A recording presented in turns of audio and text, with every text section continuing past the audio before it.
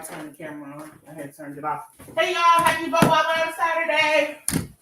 What up, what up, what up? Happy Butt Wild Live Saturday, everybody. Hold up. Let's get this thing going. Let's see. I'm taking the platform to start talking. I got you.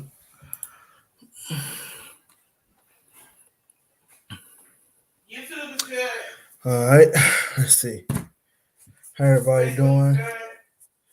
Wonderful Saturday.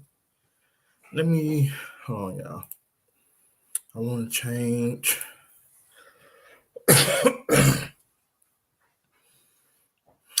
Can I change? All right. Here we go. So let's do this right here.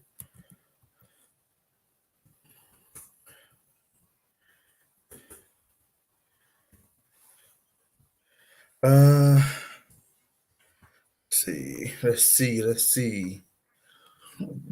Excuse me. How everybody doing this wonderful Saturday? And have y'all been missing us? We sure enough miss you guys, girls and women and other. Let's see. There we go. Let's see here. Boom, boom, boom, boom. Okay. Great. All right. There we go. Now we in the building. What's up, Raz? Long time no see.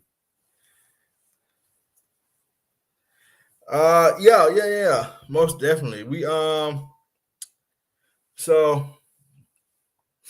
these past 2 weeks has been an adventure. I was waiting till some more people jump on, but I will tell you guys what haven't been seeing us. What had transpired? Let's see. Yeah, what has transpired? But we are back as of right now. I see we had a lot of things that popped off. Y'all like that? I keep it for right now. Anyhow, but yeah. So before I get into anything, Raz, how was your week? How's your week been? How's your last week been? How week before that been? I think we've been off for about 2 weeks. So how's everything been for you?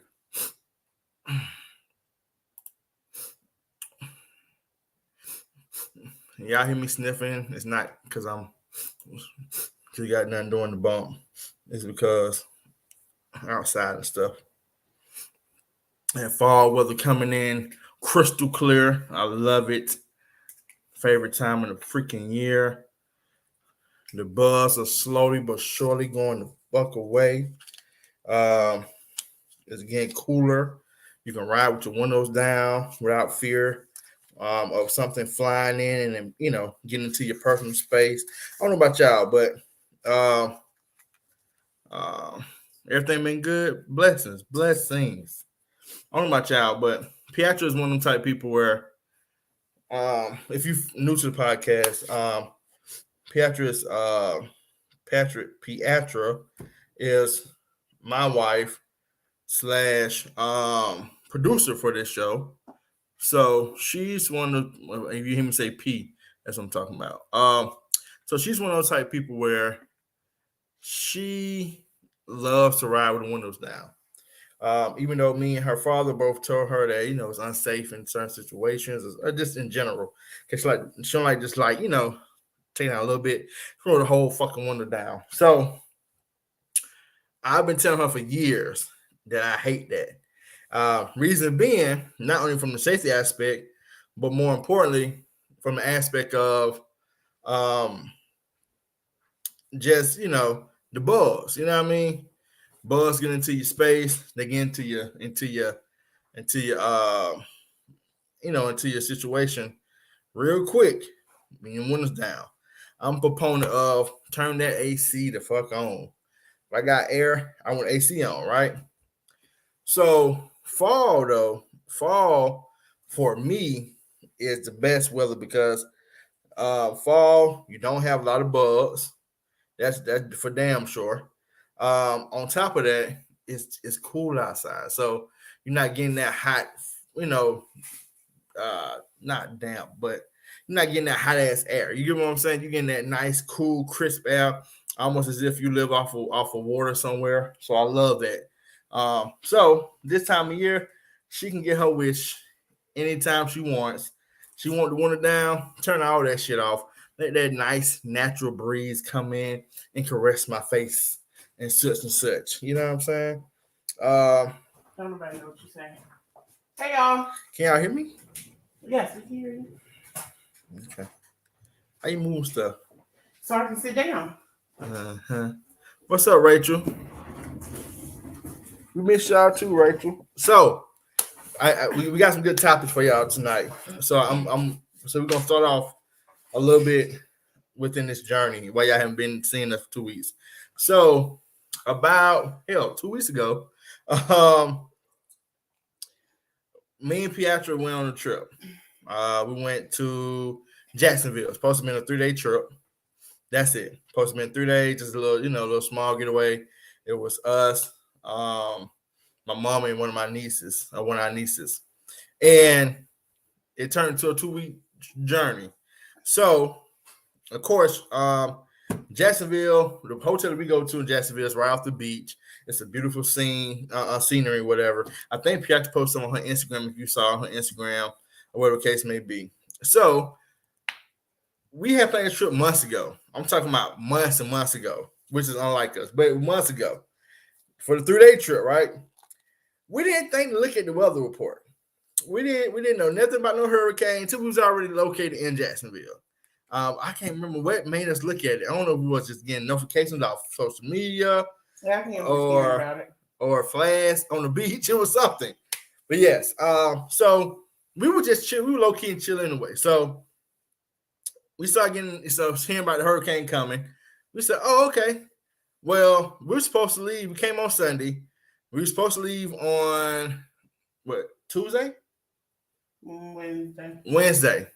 Supposed to leave on Wednesday. Wednesday was coming and approaching. The hurricane's supposed to be hitting Wednesday night, Thursday. So we like, so anyway. So a lot of things transpired all simultaneously.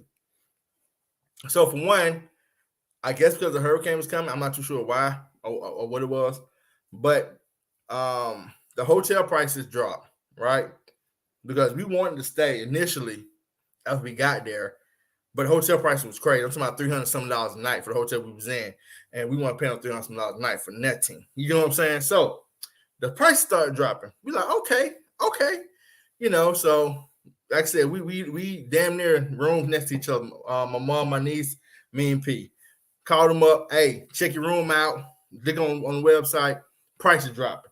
She gonna book off shit immediately. She like, oh shit, we in now. We gonna be here till Friday. We just gonna lock it down. Nigga, as soon as she do her shit, we go on there. Price is gone. No, that's not a lie. That's a lie. Price gone for until Friday. The price was we had 1 day for that Thursday, but Friday went back up to a 300 thing. So anyway, you're gonna tell a long version of the story. This podcast, I'm telling the story. Thank you. I think you'll lose people though. Can I tell the story? Golly. Yeah. You're so impatient, bro. I'm not being impatient. Anyway, so like I was saying, so we was able to get a hookup with somebody my mama know because she going out to this hotel frequently. So they hooked it up where we can get the same price that we were trying to get for this hotel for Friday. So anyway, so we stayed till Friday. So me and P hit the streets Wednesday night because we just been in bed, just chilling for the most part, get something to eat. When I tell y'all that wind was blowing, it was just starting off. The wind was crazy. You tell that the beach started to move up. The tide was coming up. But we managed to get out there. Piazza was praying because where we had to go over a bridge, and that wind was killing. And she was like, Lord, we shouldn't be out here in Jesus' weather. So we got through that night, came back, woke up the next morning. So and I'm trying to get out a good. I'll show y'all something. So this right here, right? Let's say this is the beach. When we got there, the tide was back here. Woke up that next morning, the tide was up here. It was like that close to the hotel, right? So we, seeing what's going on. It's raining now. Wind still kicking ass. So we go back out there into it because we just great people. Because let me say this too.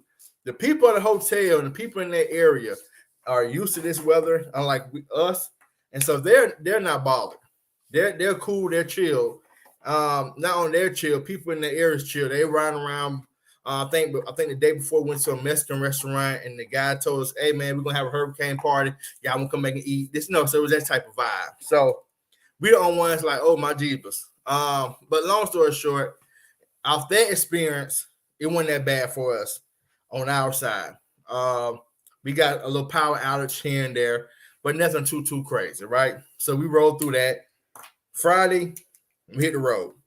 Now we're going to. We didn't hit the road until Saturday. You're right. Hit the road Saturday. So in between all this, we have a nephew who him and his mom just so happened to be coming down to Orlando to go to Disney World right around the same time that we was about to leave. And so and her and P communicating, and she basically tells us, hey, I got the spot I got 2 bedrooms. Y'all welcome to come free of charge. Y'all just want to hang out with the kid and me. So we like, you know what? Why not? Fuck it. We ain't seen the nephew in a minute. Cause they live up north, like Boston. I think last time we came, in Rhode Island. Rhode Island. I don't know. I call Boston, Rhode Island, same thing. I mean, they're next door, but it's not the same thing. Got you. They live in Rhode Island. I think last time we went, when we came and seen Raz and Zahir, I believe. Mm-hmm. Yeah.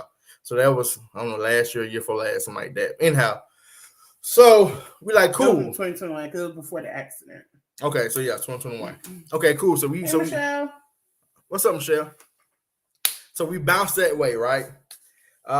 Which was awesome. But I'll say this, and right, because I think what she was at was like damn near by Daytona. It was New Smyrna Beach. Yeah, New Smyrna Beach. Right. It was close to Daytona. Yeah. So they got hit hard. So we actually saw what the storm actually, could have done if it actually, hit hard. It was a lot of stuff flooded. Like I said, the storm happened on Thursday. I think telling it was like Thursday night. This was now. Well, that was where it got to us. You don't know when it actually hit them. That's true. It didn't get to us until Wednesday night into Thursday, and that's when we were in Jacksonville. But us going down toward that way, when they have hit them, if not earlier than us. Yeah, we probably got to them before it got to us. Yeah. So either way it go, Saturday they were still cleaning up. I'm talking about traffic lights out. Like I said, places blocked off. We seen a lot of standing water, a lot of flooded parking lots of businesses, a lot of places not open. I told Pete it was crazy. I know it's gonna sound crazy, and anybody gonna be excited about this but me. But we was driving down this where we was at. It's almost like an island. Turn to like an island almost, right? Mm-hmm. And this place is right off the water as well. But in our travels, we saw a turtle cross the street. Never seen that like that. Crab first. But yeah, you're right. We saw a crab cross the street first. Never saw that like in my life. Then saw a turtle cross the street, all in the same us riding. So we get down there, hang out with them for a little while. So after that, we just came up with the idea and said, hey, since we're this close to Miami, let's go see our godson and one of Pietro's good friends who had just had a little baby girl. So we're like, fuck it, let's go. So we went down to Miami. From there, spent I think like a day or two in Miami, or 2 days in Miami.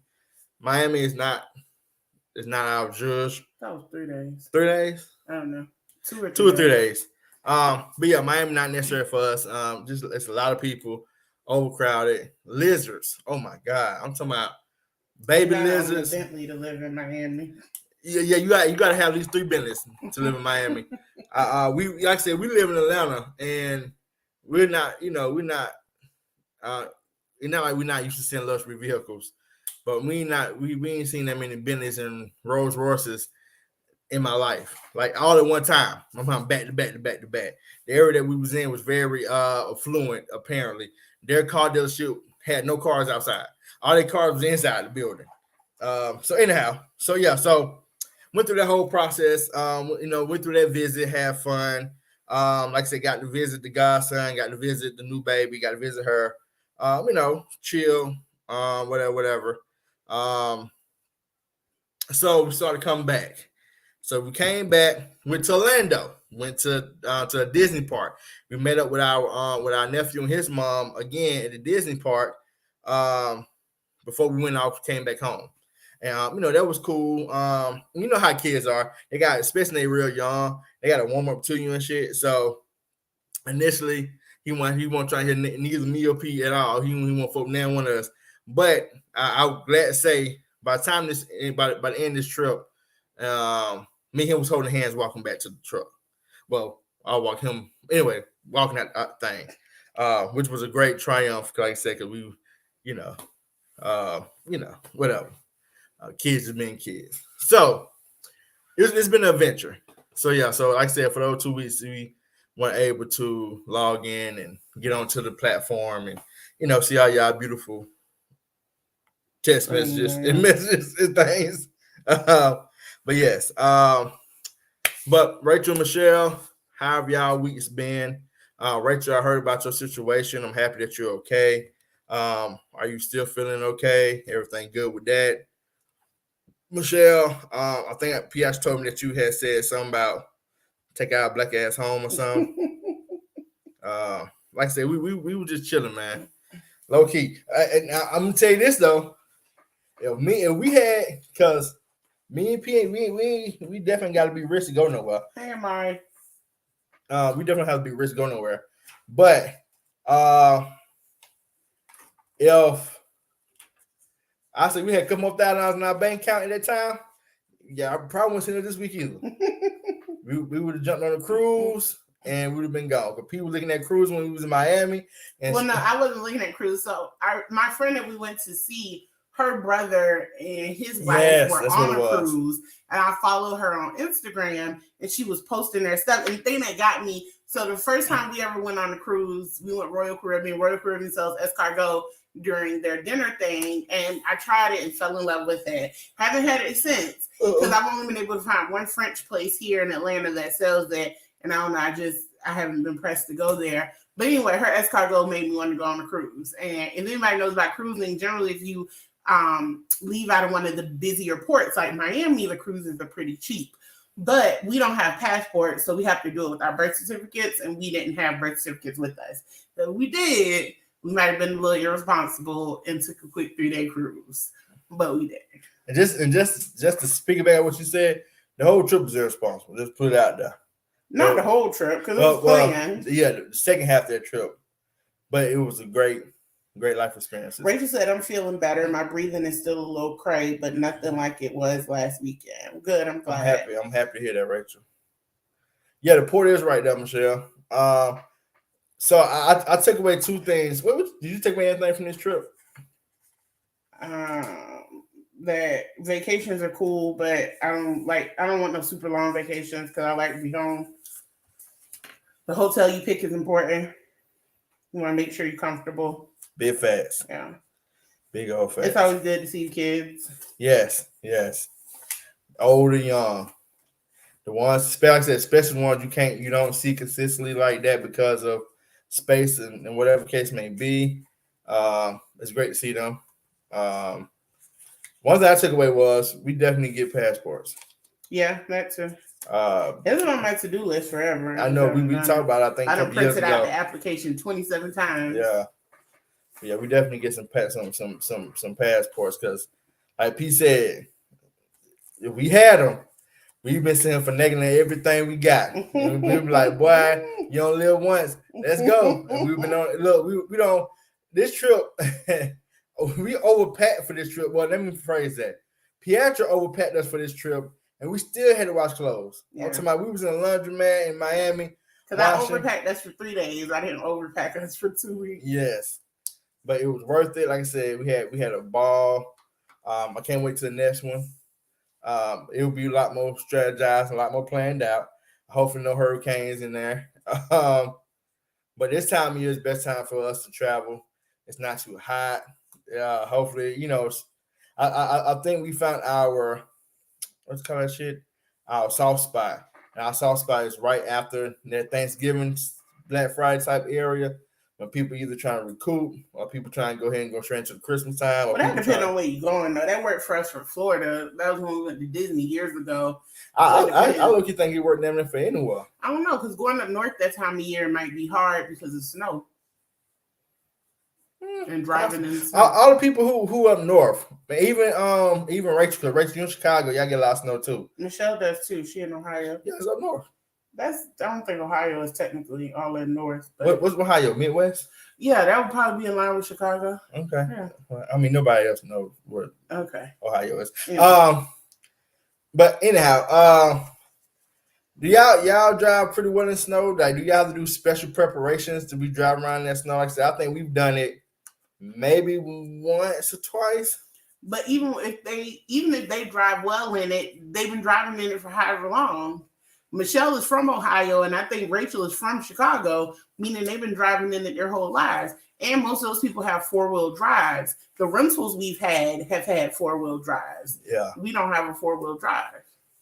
So all that plays a part, my love. So my love, all thing I do is run the 4-wheel drive. Okay. I said we don't drove in it before. We don't ever rent cars to go nowhere though. That's not true. That is true. When did we rented a car? Last time we was not last time. I said this. Last time we was up north and it was snowing, we was in a rented vehicle. For my grandma's funeral? No. Yes. Because since then, when we went up north, that was right after we got the Challenger, and it wasn't snowing then. No, that's why specifically. Yes, the last time we went in the snow, that was for her funeral. That was the only reason we ran the SUV. But I feel like we've been there twice when it was snowing, though. No. You sure? Mm-hmm. How many times been up there? Twice. You sure it was 3?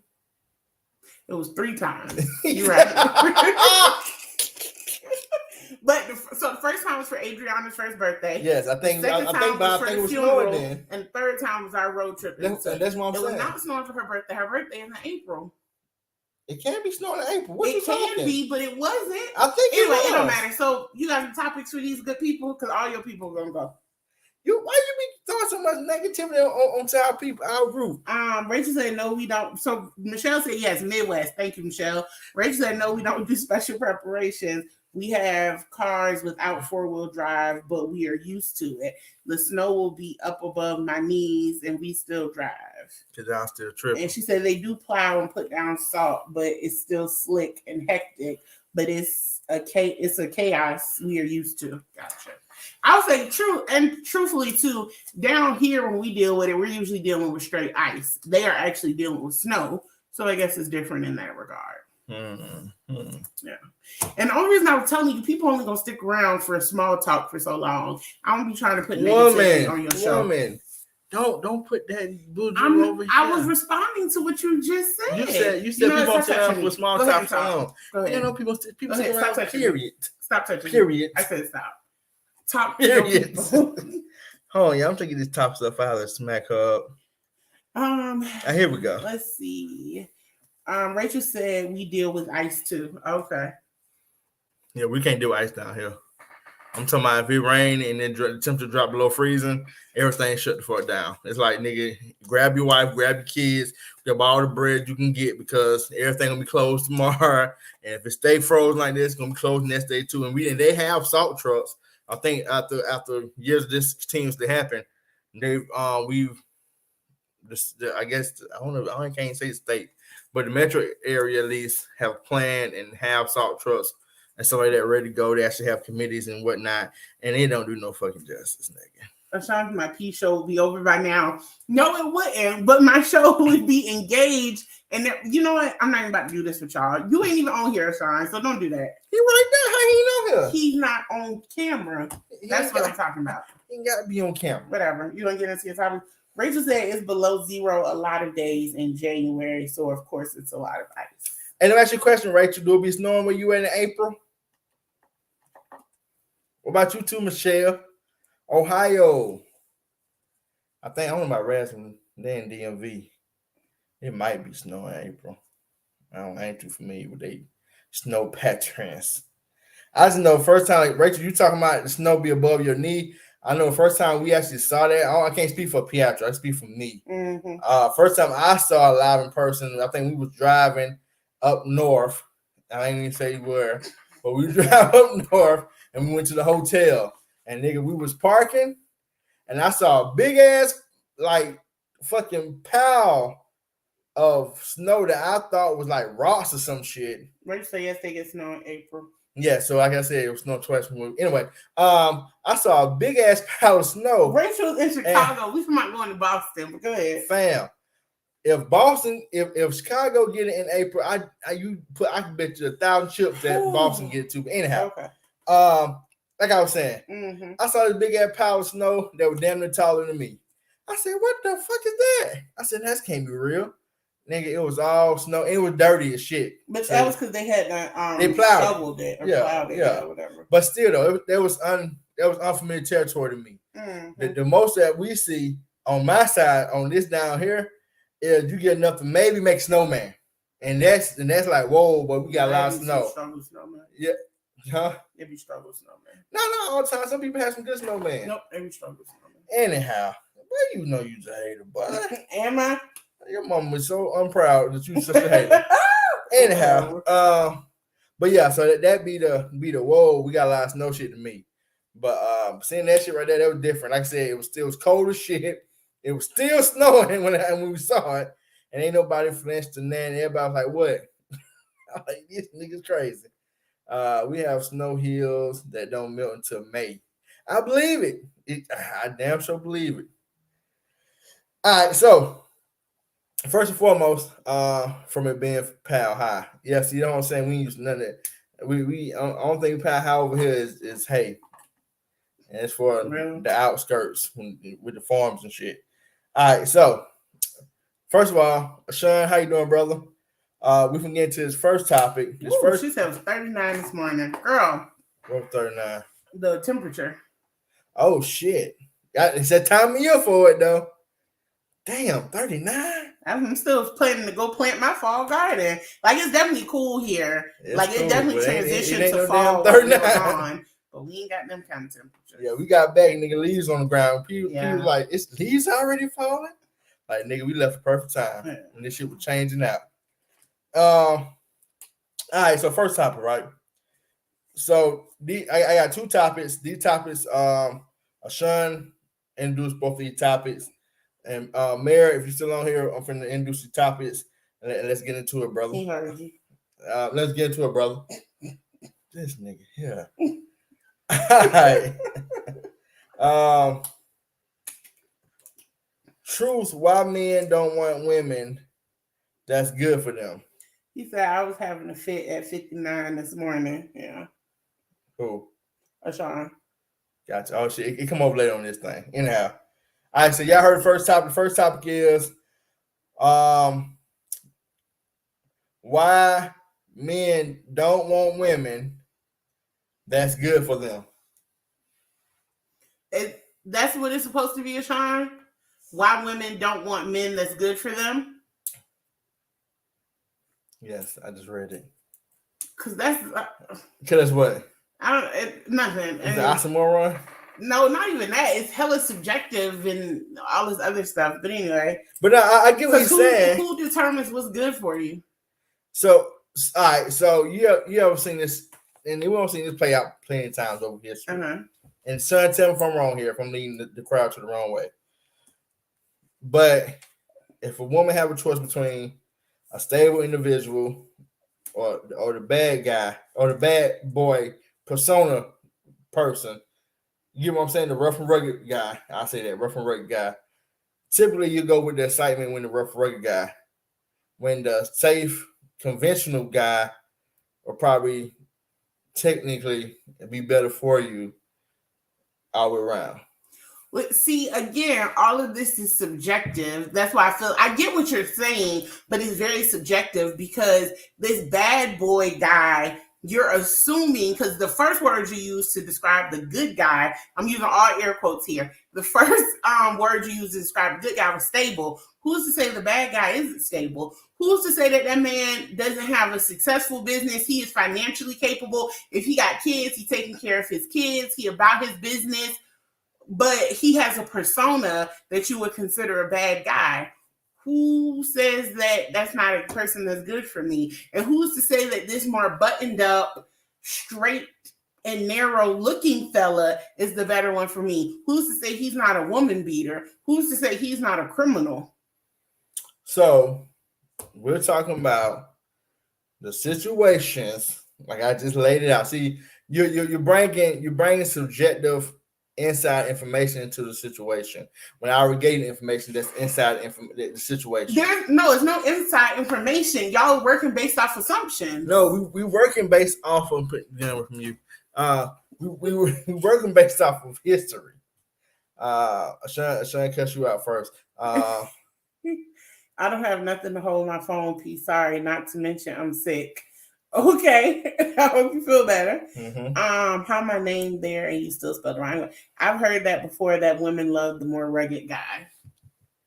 So I take wait. I'm challenging the assumptions that you're making. It's not assumptions. We're going off of prayer facts. So no. How are these facts? If you listen to me, I can tell you. The circumstances that I'm telling you is facts, right? Oh my God! I'm gonna give. Yes, a fact is fact. No, I'm gonna give you the facts. I'm gonna give you a scenario that's a factual scenario. Okay. High school, you got the kid who's a valid Victorian. Yes, it's Victorian. You got he's also an academic scholar. That's what a valedictorian is. Something like that. You know what? He's an athletic scholar. How can you athletic scholar? You're slow. You are blowing my mind right now. He's a great athlete. You making that shit misfire. He's an awesome athlete. Ooh. He's respectable. He's kind and he's gentle. He don't miss no days of school. He goes to all his classes, etc., etc. He don't beat on women. He's very kind of gentle. All that stuff, right? That's guy A, right? That's the reason we just put a G on top of him. Is he verbally or emotionally abusive? No, neither. Okay. And first of all, why is the scenario high school? Everybody watching this except for Amari is over 30. So I don't know why we're I'm trying to give you a base. And it's a scenario which means it's not fact. I just want to point that out. It's not fact. It is not fact. So I'm gonna give this. It's so much fact. This is somebody I know in school. Okay. This is somebody I know in school. I'm not giving the name to protect their privacy. So we're gonna let the first person as person G. Code name good guy. So I hate it here. The second guy skips class, not doing well in school. He's not failing out of school. He ain't doing well. He doesn't come from his background isn't as buttoned up, meaning he has house issues within his home, parents issues. You didn't say the other dude didn't have that. He has a great foundation.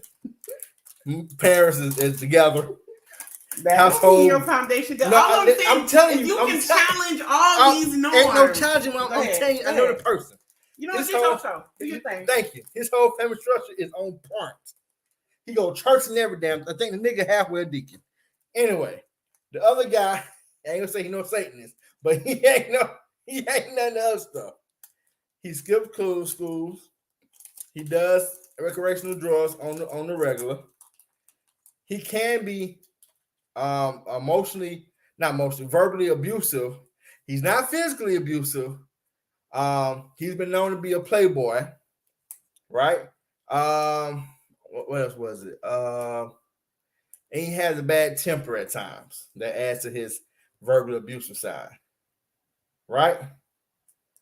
Y'all hear me, right? Okay. The young lady, we'll just call her young lady. We'll call him guy B. code name Bad Guy. And don't look at me. I'm not here no more. It's your show. I'm talking to you. And G and B both like the same girl, right? We'll call her P for Princess. So they're like the same chick. The chick had a decision to make. She liked the wild side of the wild boy. She know that the other nigga he looks good, far as everything just laid out for y'all. And she's like, okay, this actually might be able to build towards something here. But it's just something about this nigga over here and how he keeps missing his classes, how he keeps smoking the reefer, how he keep crying about the how his family don't do him right because he's emotionally abused at home because he got house issues going on, and how he don't want to be held down with nobody. He got multiple girlfriends and whatnot. All that being said, she'll choose that dude. Why? Hi, I'm reading these comments. I've heard that before. The woman loves the more rugged guy. The nerd never wins. It's always the stereotypical jock or thug. Thank you, Rachel. Somebody living the real. They made not one, not two, but 3 movies about the same topic. Y'all ever heard of Revenge of the Nerds or Nerds? It was about the same thing. This dude was chasing a chick, and she was anyway. Watch the movie. Let's see what else. Amar, I'm going to tell your grandmama on you. Okay. Hey, Sean. Hey, Green. Now. Okay, y'all can tell me to flirt. But what y'all think? Because Pietro, she sitting here talking smack. I know. I'm not even here no more. Are you here? You hear me? I know she know a few niggas who went through a few chicks and went through the same situation. She went to Dub. You grew up on the west side of Atlanta. Parsons, Savannah. Like, I know you know this. Tell me you don't know not one that now situation, Pete. Can you see smile? Can you do? I have no. So first of all, you wouldn't let me have an opinion. So Michelle, she's not always right. I understand the question that Ashawn posed, and I understand the way you're framing it. All I was saying was you guys were speaking very broadly, which I don't think that's fair to do because you're essentially judging a book by its cover. You're saying this particular dude is this way because that's how he appears, and this dude is this way because that's how he appears, and none of that is true. But if you want to talk about the stereotypical, very much bad guy versus good guy thing, I think in a lot of instances you will find that some women, because again, you can't make these broad generalized statements, but that some women will want the man that appears to be the bad guy. Generally, it's probably more exciting. He's probably more interesting, while the other dude might stimulate your intellect. The other dude is probably stimulating a whole lot more. And so that's where your attention goes. So how does it turn to sex? What are we talking about? Who said it was sex? Well, so what's your stimulating a lot more? He's stimulating all your other senses. It's exciting. You're doing stuff. It feels dangerous. There's a sense of fear there, but also a sense of adventure. Like, who said anything about sex? Gotcha. Mm-hmm. Sorry that I heard something. You heard something too? Nope. Gotcha. And then again, if we're talking about grown people, because you're on a podcast of everybody 30 and over, who has the money? The stable guy. And matter of fact, I give you one back. Both of them got money. Okay. Yeah. So again, I guess I'm trying to understand. So the question was, why do women choose the bad guy? Okay, like I said, to me, in my personal opinion, I would assume it's because the bad guy, all air quotes here, is probably more interesting. So Rachel said that tons of movies like that because there's some merit to it to a degree. There are so-called good guys don't always be good guys. True, very much true. Michelle, just the guys you talk to. Anywho, but yeah, it's like a simple rom-com. This right up your damn alley. Like I said, I understand what y'all are talking about. I just don't like generalized statements. But like I said, if I had to give my opinion, because that's what we're working on, none of this is fact. I just told you I knew somebody in high school. So my scenario was fact. It's all opinion. In my opinion, like I said, it's probably because the bad guys weren't interesting. You think you're gonna have more fun with him? Sean, this is your question. What you got to say, brother? I'm about to start pitch out over your question, dog. I'm not about to suck out. But yes, I'm trying to remember another movie we saw not so long ago. Like I said, it's tons of movies that depicts the same thing, that good guys finish last type scenarios and what have you. They're like you to believe that people will choose, I guess it's like you said, the danger of excitement over a safe environment. These words you're choosing are killing me. I think when you're Rachel younger, said, it goes back to what he says. It's more exciting. Plus, young women want to nurture / change / mother their young bad guys. And that's what, Rachel? That's last part point, Rachel. Is very valid. For whatever reason, I do not know why women, and like you said, especially young women, they thirst for that for some reason. It's almost like going to the school. Y'all, I get a great example. Have y'all ever? I don't know how y'all went to school. Facts, Michelle. She said, "Just because you corny, that don't make you a good guy." Right? You gotta start dating. That's not know who these people you date, Michelle. But if y'all was ever in school and y'all ever realized if you was a good kid in school, right, a good person in class, whatever case may be, do all your work, get good grades, this and that third. When the kid who, I might even call him a bad guy, but when the kid who's, I say who's disruptive, right? The one who do more in the classroom, disrupt classroom, this and that third. When that motherfucker decide to do something good one time, get all the damn praise and word from the teacher, and you be sitting back in your chair like, this bitch ain't, this nigga, because he got a C, you get this nigga that much credit. Oh, you did such a great job, look. I call him T for trouble. you did a great job, little T. You like, motherfucking, you out here making A's, fuck B's, all A's, straight up scholar, rocking shit every day. You the epitome of consistency. It's the same thing, bro. I feel like that teacher feel like he or she has to nurture T more than have to nurture D. I say D for dynamic. In that situation. Okay. What should I say? He's talking to Michelle. He said they make bad boy Christians. Michelle, you better ask the damn question.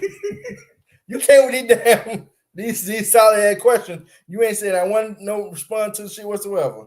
Could it be too that the woman goes for the bad guy or whatever because he's the one that's actually shooting his shot?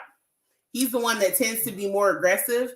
The good guy, if we're going by stereotypes, he's more quiet and kind of sheepish. He might be a little shy. He's not really saying anything. But the bad guy, again, with these stereotypes, is letting it be known, I'm interested. So could that be it? No, I don't know what rom-com you be watching. You watch a lot of them motherfuckers. Okay. The bad guy is never the aggressive one toward the female. He just be sitting there, he's like, what's up? And then the girl be like, lock him down. You ever watch the Fonz? All my old people. I see you can't think of nothing more recent. Because I don't like rom-coms like that. But if you ever watch like the Fonz, or a matter of fact, Zach Morris, how about that? Saved by the Bell. If you ever watched Zach and Saved by the Bell, Zach was a player. Zach used to chill by his locker. Zach didn't do no fucking work. Zach was trying to get out of something, this and that third.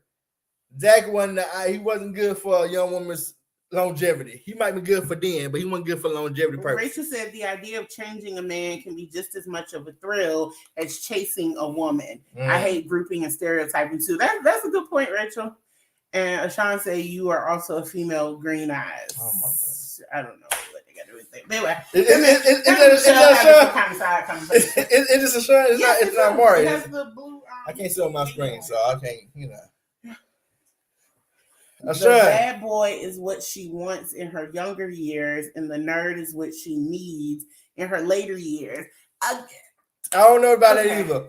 Again, you're working on these stereotypes. stereotypes though, because I don't know how I'll say this. To that conclusion. I'll say this. Because the nerd could have been turned out by the fact that everybody didn't pay him no attention in school. So now he get older and and let's say he just semi-successful, he might be ready to shit on every motherfucker that he meets. He might look decent on the outside. You. Ain't that what we watched before? The Netflix show? The nigga who guy's a murderer, yeah. Yes. That nigga was super cool. Nigga working in the library. He ain't never get him out no trouble, but this nigga was a straight up killer. I think Jeffrey Dahmer was something like that. I didn't watch it. I ain't watching Netflix shit. I don't think I'm gonna watch it either because fucking horrifying. Anyway, but yes, so I agree with you on that. Just because they're a good outside wise, it seems like a good person. Don't necessarily mean they're a good person, but we're not necessarily just speaking on that. We're just speaking on the fact that it's like a woman would choose the bad boy over the quote unquote good person, a good guy.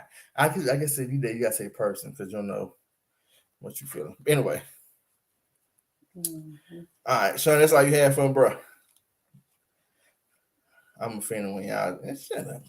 Anyway, so if we were going to self-identify, how do you identify as a bad boy or a good guy?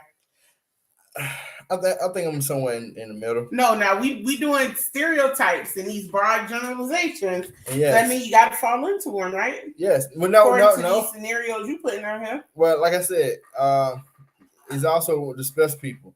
I'm special. Okay. As Sean said, it's crazy. Both nerd examples are white. What?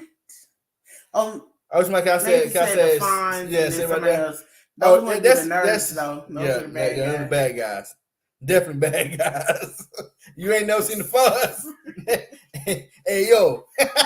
The Fuzz used to start a radio by hitting that motherfucker. This nigga was overly aggressive. Rachel said, I think in those situations, Ashawn, the woman realizes the thrill to change will never be fulfilled, and it may be time to settle down with stability. And stereotypically, the good guy is more stable. And stereotypically, by that time, the good guy might have moved the fuck on. He might got with one thing I used to hate. I'm gonna tell y'all. So to bring up a recent rom-com, I used to despise this shit. Steve Urkel used to always chase Laura, but he had finance Myra sitting right there, ready to go every other day. Ready to go. Laura tell you, get the fuck on. You had to go to the whole machine, change who the fuck you was to appease this nigga. Man, if he was smart, and this is a situation where it's versus a man and opposite is in the role of what you typically would put a woman in, right? Myra seemingly is better for him because she don't want you to change. She wants you to be who you are. You don't have to conform. You know what I mean? Y'all and it's like y'all like shit similar, right? Where Laura wants you to change. Don't you probably conform to the shit that she got going on. This and that third, y'all think differently. Y'all not in the same, status of thought process, right? So maybe the better question is, when y'all need machines, why do people not want the person that wants them? That's a whole different question. That's another good question though. Why do they not, P? Rachel said because the stereotype can be reversed for different sexes. It can be the same way for good girls too. Like I said, it seems like to me we're talking about you not wanting the person that wants you, but you chasing after somebody else who isn't interested or showing very little interest. Is it a thrill of the chase, or is it the whole scenario of negatives attract? It's just that the old negative ain't attracted yet. I don't know. Some people say it too though, because somebody reject them, it makes them want them more. I never got that.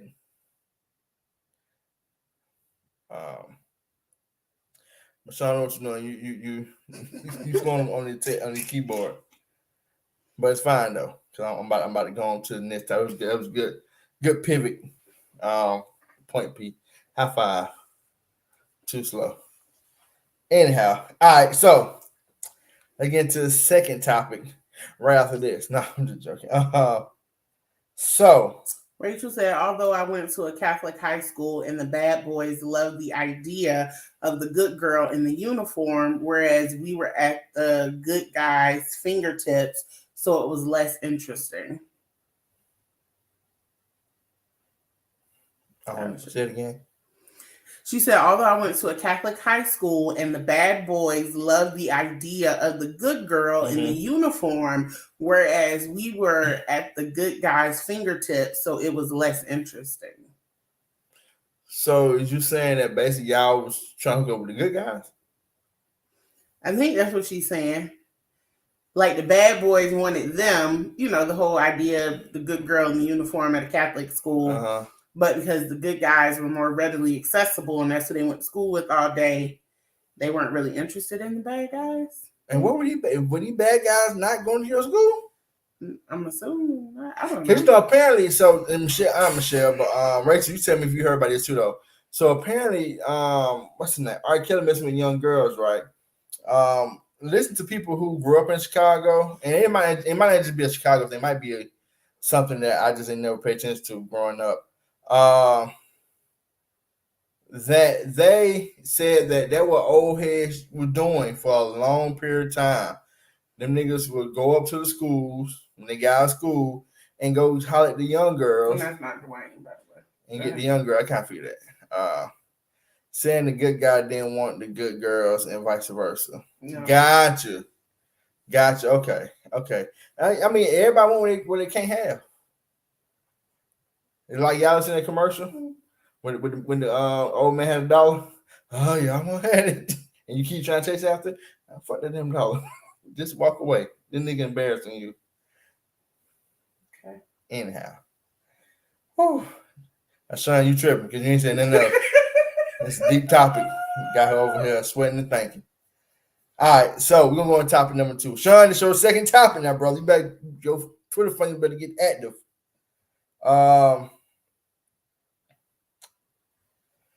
Wanting you to stick by me wanting you to stick by me during terminal health problems, selfish. Oh, is wanting you to stick by me during terminal health problems, selfish.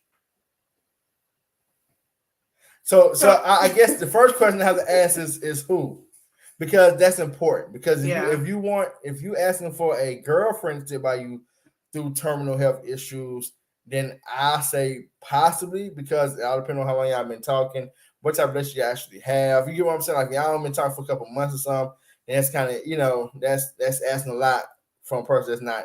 I ain't gonna necessarily say not committed, but might not be all the way invested in as of yet. But if you're talking about like your spouse, or you're talking about like a family member, well, let me change that. If you're talking about a spouse, then I wouldn't think so. I'll finish say for a family member as well, but I have to change that because I feel like if you asking for a young family member to do it, then it possibly could. I mean, it just might be necessary, but it possibly still could be self-created. This might be hindering them from living their life. So I agree. I think there's a lot of missing information. I think is whether you're just dating or whether you're married, I think time frame plays a part. But just speaking generally, not knowing any of that information, I don't think it's selfish for you to want somebody to stick by you, but I also don't think it's selfish for them to make the choice not to. Because like I say, it's a lot of different factors at play. If somebody wants kids and your illness then makes that a problem, is that selfish of you to expect them to stay and give up on the idea of having kids? Like, it's a lot of different moving parts in that, I don't know that there's a blanket way to answer that. And that's like if I have big, career dreams and stuff, and we went into this, and like I said, I'm talking about these are young people, like really just getting life started, and then something happens. Like I say, I definitely don't think it's selfish for you to expect it, but I also don't think it's selfish for that person to make a different decision. Rachel said, I missed the second topic. Can you repeat it? The second topic was, is it selfish for you to expect? No, is wanting you to stick by me during terminal health is problem selfish. That I was about to say the same thing. I was going to word it differently. But anyway, okay. Yeah. But yeah, anyway, like I said, I think there's a lot of information missing, but that's my blanket answer. That is not selfish for wanting it, but I also don't think it's selfish for of the other person to say no. Depending on like she said, it's a lot of information this because what's the terminal issue too though? Because if it's something that you probably gonna pass away with or whatever. Terminal means you're gonna die. I mean, but so hear me out. I think we're all terminal because we all gonna die. We are all gonna die. So that's what I'm saying. Is it something like?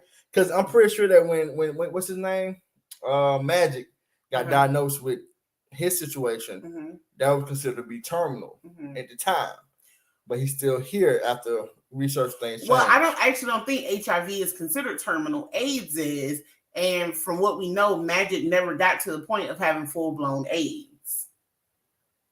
HIV turns into AIDS. Magic had HIV. At that point, I don't believe it's terminal. Gotcha. AIDS is terminal. But I get what you're saying. We're all gonna die, but I'm just saying. But that's something like, I don't know, like epilepsy or narcolepsy. These are all illnesses. Yeah, but it's not terminal. But they're not terminal. Yeah. Something like cancer, where they're giving you they putting a time stamp on you with something like that. I think that's what he means by terminal. But Ashawn could also chime in and let us know for sure. Bit fast. Yeah. Big old drill. It's nice. Just did on ring, huh? Yep. You created me one. But anyway, what's y'all opinion though? And it's not really Rachel says no, it's not selfish. Similarly, but very different, but it's not terminal. When me and my husband first met and dated, he was good health, but later on in our relationship, he got an autoimmune disease. Yeah. I don't know what the hell that is. I mean, it's just a type of illness. It can be lots of illnesses that are considered an autoimmune disease, but just lots of illnesses. But yeah, like I said, I think it's lots of different things. Because it sounds like y'all were also young, Rachel. So, like I said, I don't think it would be selfish of him to expect her to stay. But I also don't think it would be selfish of her to make a different decision. She still got her whole life ahead of her. So making the commitment to stick by somebody that you know is potentially going to have a poor quality of life and going to need consistent care, and you committing to that, that means saying yes to that is saying no to a whole lot of other stuff. So Here come I think it goes both ways. Michelle said my phone went dead, but I wanted to say that they short and dilate. That they didn't have no game and didn't have access to the women they wanted. They got mad. They could have gotten good girl, but they didn't want that. Gotcha. Rachel said, which meant it was long periods of time where I had to care for deep wounds, which I didn't sign up for. Yeah. Gotcha. Yeah. It's hard. Like D'Angelo and I had a similar conversation when his grandmother got sick, and there was a point where she was gonna have to live with somebody. And I told D'Angelo, she could come live with us, and I would do my damnedest because I think I wasn't working. Was I working then? I don't know if I was working then or not. So. But basically, I would do my damnedest to do everything I could. But I knew that there was only so much I could do. Like physically, like changing diapers and stuff like that. That was going to be hard for me. And I wouldn't be wanting to throw up on an old woman, nor would I want to put myself through that every day to be getting, physically sick, going through things. Like even D'Angelo, if I had changed his diaper, I would be vomiting every time. I would do it because it's my husband. But it's a lot to ask of a person. I even told D'Angelo, I was like, I pray that if and when our parents get to the point of them needing care, I would absolutely want them to live with us, but I would want us to be able to afford for them to have a caretaker. Yeah. Because legitimately, there's limits to what I can do. Hey, real talk. If they need intravenous medication, I'm gonna be crying and trying to stick you with my eyes closed because I don't like needles. Hey, but real talk though, a lot of people don't talk about the fact that you might have changed my diaper. Yeah, like that's a real fucking thing, bro. And I told me and P.S. had this conversation all the time. We both in the same boat. I don't want to change nobody's shitty diaper. Yeah. If you got to, you go find a way because you love that individual that much. But it's not like Rachel just said. She said my love for him was greater. Yeah, like a parent or something, you gonna figure it out because you also don't want your parents sitting in soil, you also don't call your clothes and stuff. Yeah, but we gonna share this shit. But it's hard. That's a really hard choice. Facts. Ashawn said a sickness where you was sick for long periods of time. That's and not Michelle said, I wouldn't expect anyone to stay with me if they were healthy. I watched my mom take care of my grandma and my dad, and it was hard on her mentally, emotionally, and physically. And Rachel said, yeah, I wouldn't want my husband wiping my behind. It's okay. You just got to lift. If you got long arms, spread your ass cheek. Help him out. You got to do little things to help him out. That's what. See, the problem is when you got like a baby. You know how a baby have a blowout and that shit come on their back and shit. Ain't you walking out with a grown ass person, they got shit up their back. You like throw the whole nigga away. But if you come to them like, hey, look, I did a little bit. Don't worry though. I cut off as much as I could. You help me with this a little bit, and you can take him to a toddler. I'll try to make the rest of it enough. That type of thing. But but it's a real thing though. Real thing. My granddaddy on the last time on a little bit time my grandfather he had on this earth before he passed away. My grandfather couldn't walk. He was, I think, he had kidney failure. Mm-hmm. But he had a nurse. I don't know how my folks worked it out, but he had somebody come over and they did whatever they had to do. Our little cousin, she had, her situation happened a couple years ago now, and she's still not quite. I ain't say quite. She's still not, 100% back to herself. She probably never will be. She probably never will be. I said 2 words, mean same thing. Anyway. But she had to get her doctor changed and stuff for a while. And her mother actually was one doing these things. But they had a nurse coming in too as well. But it's times where you gotta fill the gaps in, and mom had to come and do that. And I'm pretty sure that was something you probably never thought you would have to do, something uncomfortable, this and that third. But she, even in that situation, her mom was also a CNA, so she was used to doing that in a professional. Ooh. Her mama. Beta? Yeah. Ain't no CNA. Yeah, I believe so. So she was used to doing that in a professional setting. We talking about people that this is something brand new for you. I thought brand new for her. Like I said, I ain't know she was on damn CNA. Gotcha.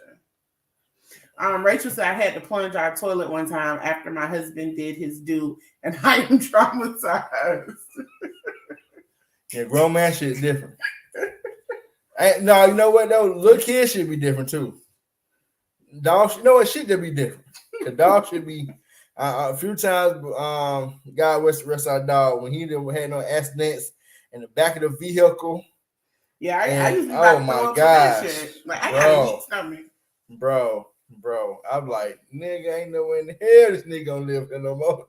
He got to go somewhere else. I don't drop the dog off before.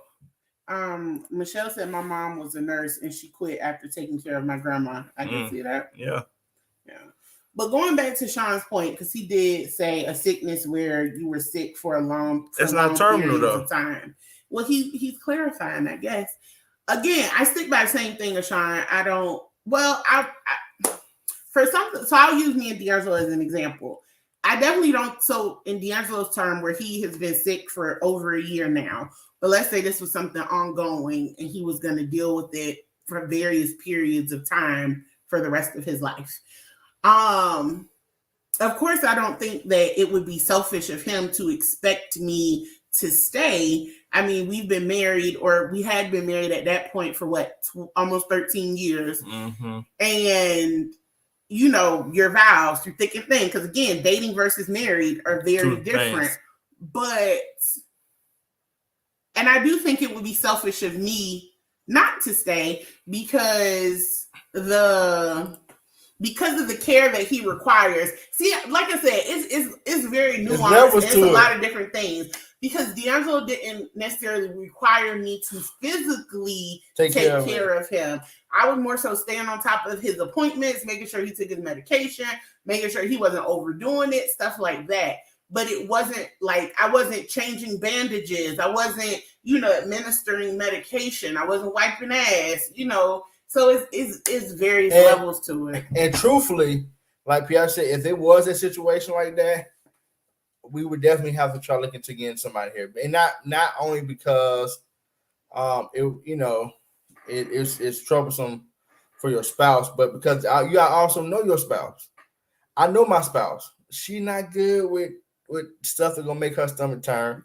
She ain't good with blood. She not good with needles. Like I had to take shots in my stomach. I think like 2 or 3 times for fucking 2.5 weeks straight.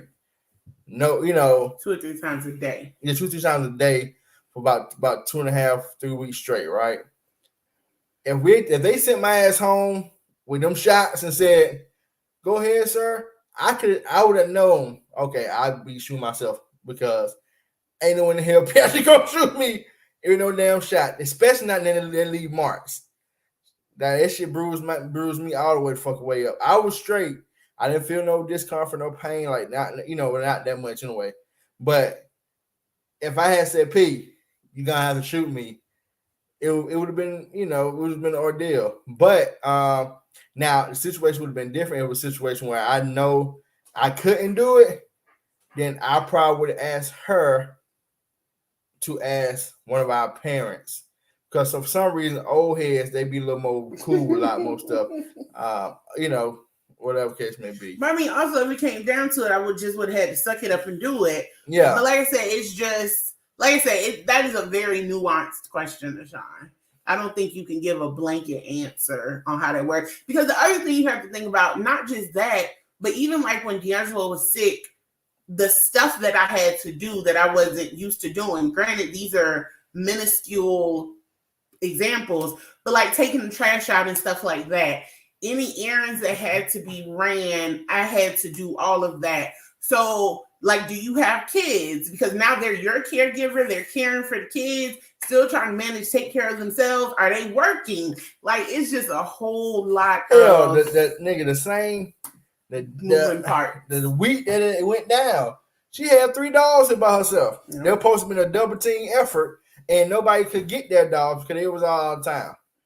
So she legit had to have one big ass dog who lived here and 2 small dogs that were terrorists.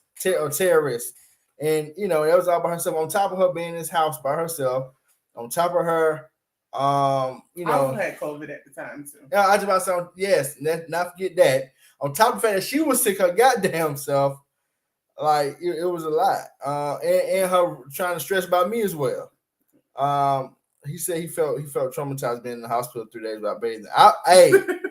Hey, Sean, I am with you on that. Piash can attest to this. When she came and saw me, and she came and saw me after I had got my whole bath upstairs, I was so funky, bruh. And I was apologizing to any and everybody who came in that motherfucker. I felt so disgusting. And they wouldn't let me do nothing. Now I'm talking about, nigga, that first week and a half, they wouldn't give me no whole bath, bro. They wouldn't let me do shit. Like, we don't want you to desert no air. I'm like, but bitch, I need to. But in the same token, I wasn't shitting either. All thing I was doing was pissing. But just peeing, not washing your ass, take his toe out on the other way, and have the same clothes on. Like, it was terrible. It was terrible. That was probably the worst thing. Out of everything I had going on, I guess health-wise, that was the worst thing in me in the hospital. Hey, how you doing, mister? Just get out. Bitch, I know it's stuck in. Get out. That was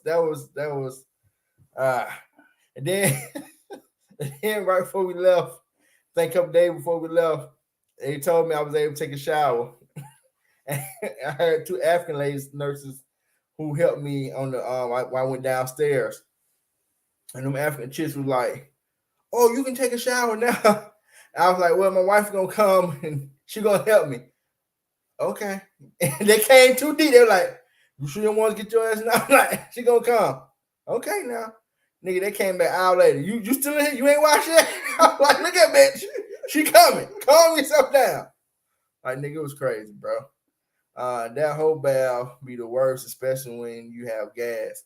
No. That whole bath is the worst after you done shit it for the first time. Oh my God, y'all are doing too much. In about 2 weeks, bro. And the only thing you been eating with grapes. Like, nigga, it was terrible, bro. Oh my God. It was, oh my God, just reliving my mind. It's terrible. But don't make everybody else relive it with you. I'm just talking about the whole bath was terrible, bro. That's fine. But yeah, so I agree with you, Sean. That was not fun. But it was fun. I got in the shower though. Well, it actually wasn't fun. That was terrible. Yeah, shook her head. Yeah, that first shower was terrible. It was so much going on. Rachel said, "What? Not gas?" Right, Rachel. They giving us way too much information. Hey man, we getting out of real. That shit was not fun, my nigga. Woo. Anywho, but yeah. So Sean, do you have any I guess anything to add to the topic? He didn't even give his response. Do you think it's selfish, Sean? Yes, he did not.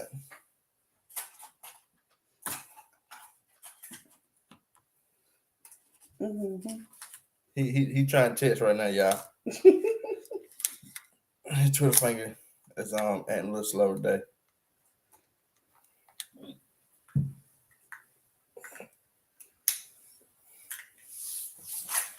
Come on, Merritt. Before I get into this black business. Are we started trying to go to the post office tonight? I thought we were, but we Okay. don't have to. No, I'm cool with it. I'm making sure you good. Anyway. You can go in there. Dan's GoPro was farting all over the knife. What? Y'all really opened my closed off thought frame on the topic at hand. Okay. So you thought it was selfish? Probably so. That's where that question came from. That question came from anger. That nigga was bad. I mean, but I mean, like I said, it's a tough. I help you. It's a tough one, man. It's a tough one, like I said, because you can't get into your own head about shit that you need. You gotta think about if the shoe's on the other foot. If a person, because don't get me wrong now, even if it's your wife or your husband, that's cool. But at the end of the day, they still people. Yeah. And you know your people. You should know your people more than anybody else know your people. And if you know your people ain't them type of people to be doing that type of shit, bro. Like I got a sister-in-law who's a nurse practitioner. This is what she do. She probably more with this shit than I would, assume the average Joe is. Like Pietro said earlier. Sean, why is it selfish? I don't think he knows what it was. Well, based on what he was saying, he said we changed his mind, so clearly he thought it would be. He just said, I wanted someone to be by my side, but after listening, I changed my mind. And again, Sean, I think it varies too, like I said, on the relationship and the length of the relationship. Like there's one person, your spouse who you were with for an extended period of time. No, I don't think it would be giving, the circumstances or whatever, because from what you have told us, it doesn't seem like you need a lot of hands-on care, kind of like I was saying with D'Angelo. It's more so making sure you take your medication like you're supposed to, making sure you keep up with your appointments. I don't think he's saying that. He's saying when he was in there, when he initially went through, gotcha. While he was in there, he didn't have nobody he woke up and see him sitting in the chair. Gotcha. You get what I'm saying? You know how that vibe is. Rachel said it's tough, but when you love someone, your thought process is not on leaving, it's on them getting better and being supportive.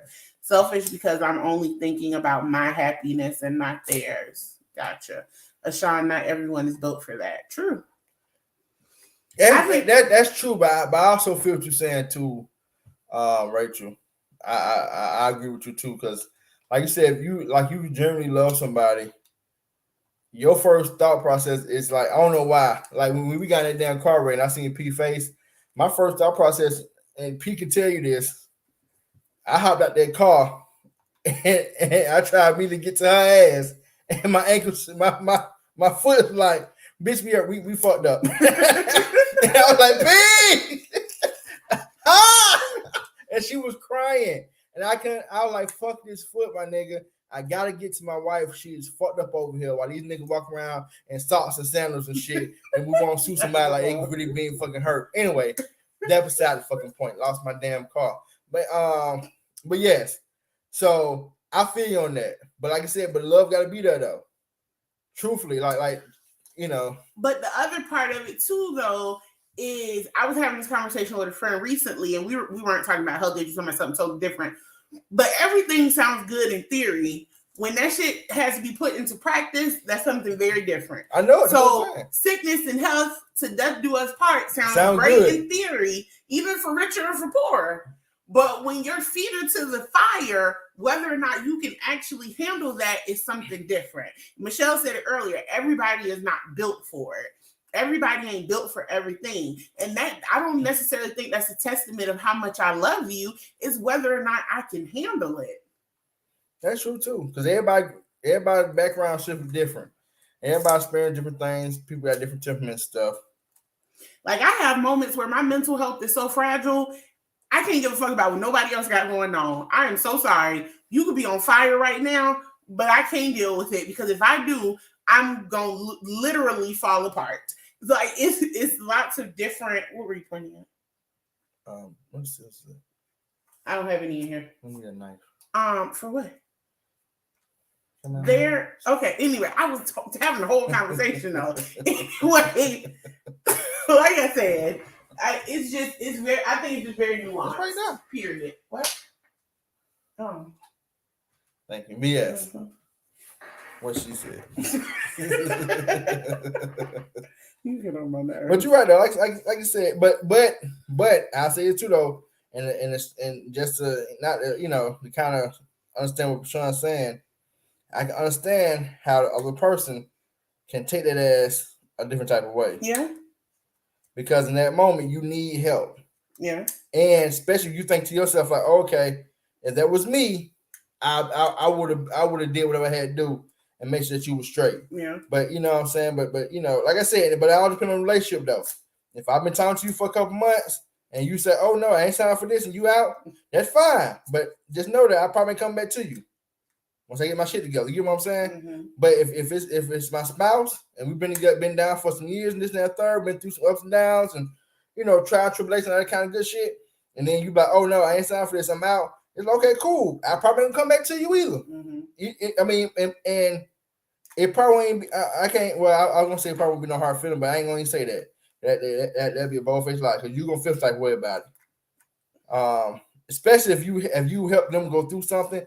But I guess at the end of the day, when you look back on it, you can compartmentalize that shit, and like, you know what, man, maybe he wasn't built for this. Maybe I was tripping. We're gonna take some time. Yeah, I see you probably won't be for that healing, rational. Yeah, for that type of healing, but you're gonna feel hurt. You're gonna feel distraught. You're gonna feel like fuck you. You left me, but you're gonna feel like you left me for dead. It's almost like saying if you get a bad cold or something, and you like, hey, can you help me? I'm sick. And you like, well, I ain't sorry for having no sick nigga. You like, bitch, fuck you. But is that not? But does that not apply for a lot of things in life though? So I'm gonna take this real personal. Hopefully you're okay with that. Mm-hmm. But if you think about us on our fertility journey, I had gotten to a point where I was like, I want to adopt, and you were dead set against it. And so at that point, you were taking away my option of having kids. I guess initially, but I wasn't dead set against it the whole way through though. No, eventually, after us continuing to talk about this for a very long time, you got on board. But I mean, when we went through the point of you being dead set against it. So I'll say in that situation, right? Everybody has a viewpoint, right? Uh-huh. And you're not gonna always agree on everything. So that situation to me was one of the things we didn't agree on everything. Mm-hmm. Now over time, I know you was in your feelings about it for a while. Mm-hmm. And I probably was in my feelings about it. On my sky, I felt how I felt about it, whatever. Mm-hmm. And through, I guess, going through the process and, continuously talking about it over time, you start to feel type of way about it. It's almost like a Sean saying, I was dead set on this way I felt. Mm-hmm. then you kept talking about it, and you change my mind. Mm-hmm. It's that type of thing. But that comes with maturity, growth, and it also comes with just having a sense of understanding that sometimes it's compromising. Mm-hmm. Is I guess the word you want to use in this situation. I guess so. So I guess the thing is, maybe effort is the better word, because if our marriage was different and I didn't want to put forth the effort, we wouldn't have made it through that. Because I even told Erica at one point, I was like, even if I was going to be a single mother, I was going to be a mother. It was going to be with or without you. But then that also, I guess, would have been like, well, then the ball's in your hand. This is my ultimatum, and what you was going to do with it, and then you go from there. Yeah. And like I said, and that's something that we didn't go into the situation knowing, no different than somebody developing an illness over time. Right. So it's just, like it's life. It's life be life. Yeah. But all circumstances are different, like you said. But I think that's why it's important to keep lines of communication open, to not shut the door on a dead set something, to not give up on something. Because kind of like what Rachel said earlier, if you actually care for the person and you want to see it through, you will try to see it through. You get what I'm saying? Or you'll try to see, whatever. It's not like, back in when our grandparents stuff were growing up, and it was like, I want meatloaf tonight. Bitch, we ain't fish. Yes, sir. Yes, sir. I go ahead and cook this fish. You better. Goddamn, tell what the hell you want. So, you know what I'm saying? Now it's like, I want meatloaf. I want fish. We can do both. Fuck it. We ain't finna fuss about this. So. But then you could also run into a point of people being resentful too. Sometimes you might not want that person to stay, because I can see that in both situations where I'm talking about with us and with somebody caring for you, that person can become very resentful that this is the life they live in now, and it just wasn't the picture that they had for themselves. But if you become resentful, isn't it your responsibility to resolve that resentment in some form or fashion? How? You already stayed out of obligation because you feel like you have to, because this person is ill and you have committed to staying by their side. Well, see, so I'm talking about with the baby thing, but with the illness is something different. I mean, both of them though. Think about that. If I say, okay, this didn't work out for us to do it naturally, let's go the adoption route. You say, no, I only want biological children. I stay because I've committed to my marriage, but I'm now resentful of you for taking kids away from me because that's what I essentially feel like you did. How do you come back from that? That's what I'm saying. What is the quality of your marriage then at that point? But that's the point I'm saying though. If the quality isn't where you want it, or you got the resentment built up, then it's not on the person or persons to just say, hey, we need to resolve this, dissolve this whole thing. You get what I'm saying? I got you. But like I said, but the illness is something different. Yeah, I was about to say, but how do you illness? You might feel guilty. Of the illness. Yeah, you might feel guilty. Your guilty conscience will take over, and you'll feel like, if I leave this motherfucker now, why this motherfucker blowing bubbles? I will never be blessed again. Right? Like this is going, like you said, you start thinking about the vows of the for better and for worse. Yeah. Like this is for the worst. Yeah. And I don't know what to fucking do. I mean, that's a tough titty. Yeah. Michelle said that's a great point, P. You know that. You will be a great mom, P. I mean, at this point, Michelle, D'Angelo and I have resolved ourselves to we're gonna continue to care for our village. That maybe we have a different form of parenting. We're pseudo parents to the kids around us, and it is what it is. Because we're almost 40 at this point, and of course, people do have children later in life. I just hurts my head. Damn near 50. Yeah, but I don't see it, and it took me a long time to get to the place of being okay with it. And I still have hard moments and stuff. Like I still don't really like to see people's pregnancy announcements and baby showers and shit like that. Even if I'm happy for him, I can be completely happy and elated for you, but it can still be hard for me. But I've gotten to the point where I think I'm finally okay with it. I was watching you was in Miami. I was like, this, seeing how you reacting to whatever. It can be difficult. Yeah. I have my moments. Most of the time I'm okay, but I do have my moments. I know I have a moment I held a damn baby for the first time. I'm like, big head, half full of hair child. My baby would have full of hair too. And I like P bald headed, probably bald headed.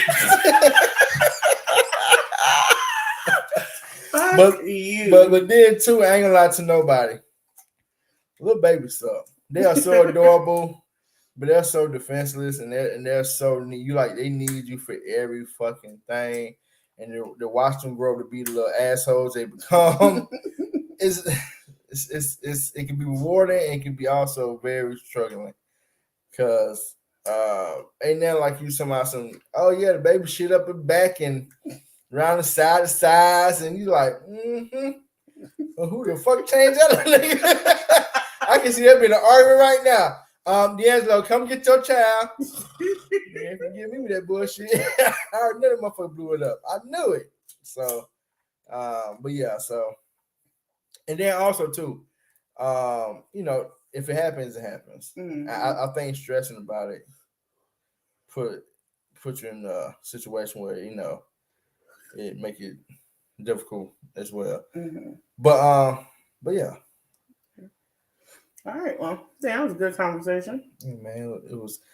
Did Sean ever answer this question? I don't know. I think Sean go. You might think. I don't know. But no, I mean, he said he got away from it what he wanted. I guess we changed his mind about it. So, can I ask you who you change? Who the mind changing is towards? You don't have to put the name. You can put the first letter. I know who you're talking about. Because I know one name, I don't know the other name at all. I can't remember. So I'll say this to Sean. I definitely don't think it's selfish for you to want love. I think everybody wants that. And wanting somebody to be by your side as you go through this process, I don't think there's anything wrong with that. And there's nothing selfish about it. You just have to find the person that's willing to do it. But you also got to do the work and not keep telling people you're on the bus. To get off the bus, yeah. Sean put people off his bus regularly. All the time. And nigga bus is just you get your transfer and get this nigga bus every time. Yeah, here go your transfer. Here you go, get the fuck out now. Like, but I get it too though. So I guess in that way, he is not him. That's his way of him not being selfish and saying, "Hey, go live what you gonna do because I got something else going on." But see. Again, nuance to everything because Sean, I feel like, also pushes people away before they even decide that they don't want to stay. Yeah. He's like, you know what? I got a lot of shit going on. You go ahead and live your best life. I'm like, what? You didn't even give me a chance to make the choice of whether or not I wanted to be here for it. You just put me off the bus. I say, we ain't had sex in 6 days. You're always not happy. So you need to get the fuck out of here and go live your best life, bro. Go do you. I'm like, what's wrong, nigga? Bro, we ain't had no sex in 2 days. Like, bro, you tripping. Yeah, but like I said, Sean gone now. Go ahead and do that black business, honey. All right, I'm turning to black business. While he pulling it up, I will tell y'all, if you like smell goods, like body butter and sprays and stuff like that, when we were in Miami, I used the hand soap in my friend's bathroom, and oh my gosh, it smelled so good. It's a company called, what is it called? Zen in a Jar. That's what it's called. Zen, ZENNINAJAR. Zen in a Jar. She on Instagram. It's a Black woman-owned business. Is that who you're doing tonight? That's not who you're doing. Okay, but this is a bonus. But her stuff smells great, so good. Yeah. Kristen, that's my friend. She sent us home with a couple of items, and I've already been on the lady's website because I want to purchase. If nothing else, I want to purchase a hand soap. The hand soap smells amazing. She didn't have no candles. I think she said she had candles, but I didn't see any on the site. Right. But Kristen said she does drops regularly. But yeah, the stuff was amazing. So if you're into like smell goods and stuff, it's called Zen in a Jar. And she's based in Baltimore, Maryland, I think. She has a storefront, but you can also order her stuff online. Oh, Ashan said, I push people away while wanting them to fight me to stay. It's like how about call you bitch? I didn't mean to say slang bitch. I like get a female. That because D'Angelo is not one. I don't think D'Angelo really understands the the fight, I want you to put in some effort. Like, no, don't do that. But yet I still want you to do it because that's me. That's my personality. So I get it. But y'all need to start getting Lifetime rom-coms. I would say it don't generally work in your because it's not real life. Y'all. First of all, sorry, I was talking to a Sean. So and I'm talking both of y'all. So Sean, if it hasn't worked out for you thus far, you might need to try. Y'all approach. two niggas keep watching these white people and these fake ass rom-coms, think this shit real life. I don't told Piatra plenty of times. She'll be like, "Well, you didn't do this because you said you didn't want to do this." Just because I said it don't mean I mean it. The fuck is you talking about, nigga? Ain't nobody no mind reader. I fully expect him to be a mind reader. I have told him that. Nobody's gonna fight for you when you say, "Get off my fucking bus." This ain't the movie script, baby. Ain't nobody wrote the next line for this nigga to say, No. I like your bus. They gonna be like, "Man, fuck this bus then. This shit ragged anyway, bro." And then you gonna be looking like, it's your fault though. You stupid. You did this. This is all you're doing. I said, I don't know how many times I had the same conversation. Like P, I can't read minds. Like it just ain't what it is. But if you don't know by now, right? At this point, this ain't no goddamn song. If you don't know, I don't. I'm asking you. Tell me. Like I don't get it, bro. Michelle said, if you want someone to fight, stop pushing people away. Thank you. We have to set our expectations in truth and reality. Yes, in real fucking life. Don't say, I want a head rub. All right. Don't worry about rubbing my head. Okay, cool. Why would you rub my head? Nigga. What is your problem today? It ain't me, it's you.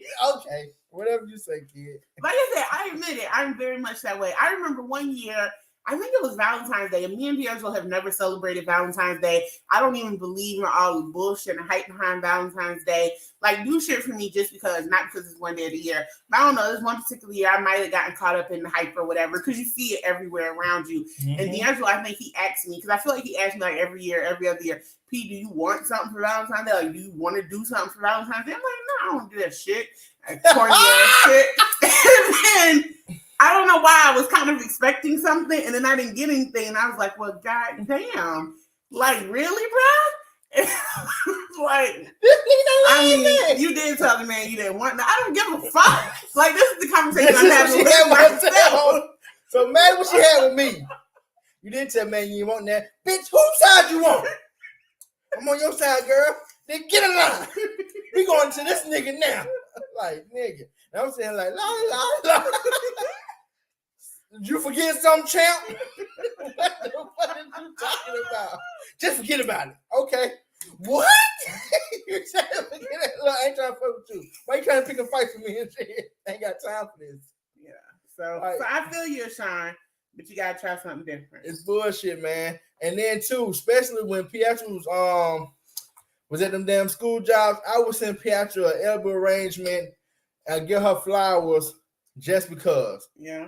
The shit will say on the card, here you go, just because it's Tuesday type shit. Yeah.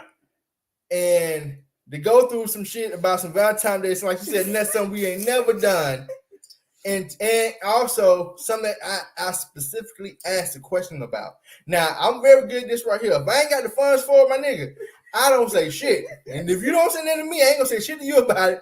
Because I know my funds looking funny. And if you say something to me about it, I gotta figure something else out to where it ain't gonna be fun. It ain't gonna be funny by funds. It's gonna be funny with some love or some shit like that. But yeah. I said, but Sean, stop acting like Piatra. Oh, and then one that I'm legendary for though, y'all. You know you see it all the time on shows and stuff. The rose petals all over the place and stuff. At the practical side of me is like, who is gonna clean that shit Facts. up? I want no parts of that. But then the other side of me is like, that would be nice. So you know, it is what it is. Like I said, Ashawn and Piatra watch way too many rom-coms. Michelle said you need to find the root of why you do that. Ashawn, LOL, you know I love you. Mean what you say and say what you mean. Mm-hmm. Or he could just get on the bus and understand what the hell I'm saying. You ain't saying shit. Like even just now, she just said, And this is a conversation, like you said, with you have herself. Who the fuck doing some stupid ass shit, some corny ass shit with some rose petals and shit? Who fucking clean this bullshit up? Oh, that'd be so nice. I don't know. She's a Cancer, but she's really a Gemini. No, I think with me is I have to learn the difference between just being able to admire something and like, oh, that's nice. I'm the same way with planners. I'm learning that I don't have to buy every planner that comes out. Mm-hmm. I can look at it and say, oh, that looks nice. The way they're using that is cool. That's awesome. I can do that without buying it because I'm gonna buy it and then not use it. Mm-hmm. So I'm a work in progress, as we all are. To you and Michelle. I ain't gonna ask about that fall gone yet. I know we've been gone. First of all, we just got home. Florida kidnapped us for 2 weeks. What are you talking about? That was rude. that was too soon. You're right, Michelle. I don't need every planner. I got a ring planner here. I ain't never used a day in my life. Why? Because everybody was using rings. And I'm telling you, even on Instagram now, I see some ring setups. I'm like, oh, that's nice. That is nice. Piatra, I have 2 ring planners. Mm-hmm. I ain't never used them. Ain't never touched So I'm learning. So, so real quick before we get into all right, let's get to the black business.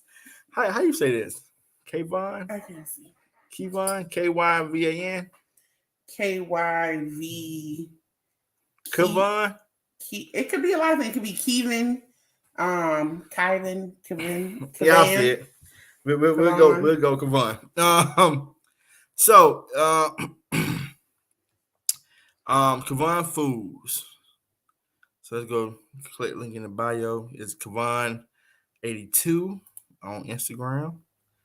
Go to the link. Look at that, y'all. They just live on Amazon Fresh. So that's everywhere. Because Amazon everywhere. Anyhow. So here go their products. So they got this is black owned business. Y'all already know this. If you're new to this, we highlight a black owned business at the end of every show. So tonight this is Kayvon Foods. You got your honey apple salsa. You got your chef inspired sauces. You got your government. I'm not government. Your gourmet seasonings. This is a honey apple butter. Let's see. This is a family right here. Look at this black king, black queen, and you got the little king.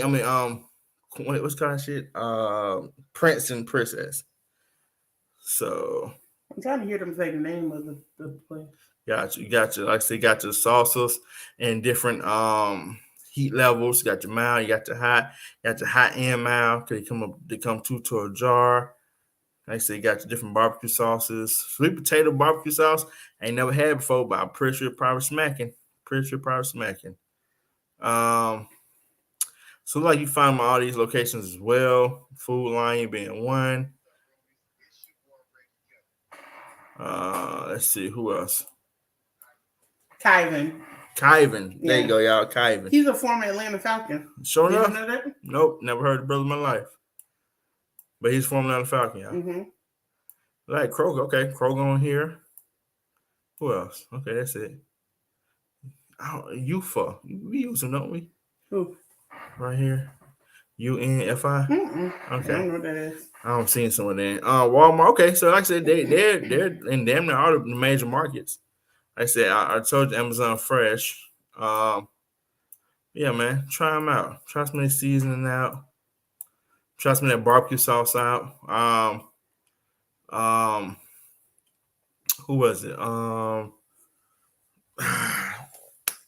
Sorry, my brain just went schizophrenic on me. Not Rachel. Rachel, you do a lot of cooking, so this season might be something great for you to try out. Michelle, you do a little cooking. You can give it to people at the church. And they cooking their meals. Be something good to have. Especially that salsa, something good to try out. Football season is already here. Y'all already know about it. And Raz, it might be vegan or vegetarian safe. I ain't too sure. But check it out. See what's up. It looks like you do some good season on it. Mm-hmm. Let's see, y'all. Go to shop. I don't see how much some of this stuff costing y'all. So y'all see that. Okay, here we go. Okay. What the fuck? Get out of my way. All right, so the 2-pack light going for $20. You got 6-pack for under $55. Okay, got some good prices going on. This hot sauce might be the shit is naive for $14.99. Oh, and all this stuff is free shipping, by the way. I said that earlier. Free shipping. So, like I said, if you don't want to go to the website, try it out. Like I said, you try out all these other major grocery stores or either Amazon, and try to sample a little something here and there, see what you like, and then if you like it, go back for more. Apparently, they're doing well because they say they ain't all the markets. They even got the dry rub. I love the dry rub. But there I go, man. How you say the name again? Kiwi? No. Tawana. What the hell was it? Wasn't it Kylan? Yeah, I see your name. Hold on, give me 1 second. It's the IG. Said support. Nice support. Just, it's about make sure we go out here and do It's your boy Reggie Kelly, former Atlanta Falcon and now current owner of Kyvan Foods. Kyvan. We are a black Kyvan Foods. I see it's so good. Look at that. Look how clean that jar, boy. When you get a jar that clean, boy, woo. Man.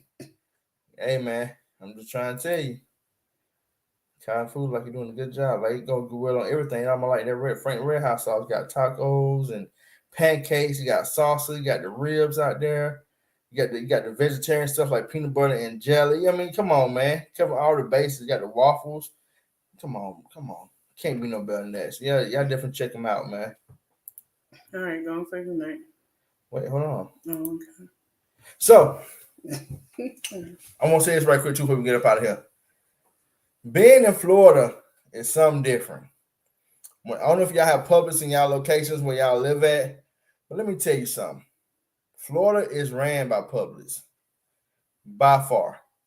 When I tell y'all it's a Publix on every corner, like it's a liquor store on every corner in Metro Atlanta, I'm not telling you no lie. Me and Piash went down this long, I don't know, is it a highway?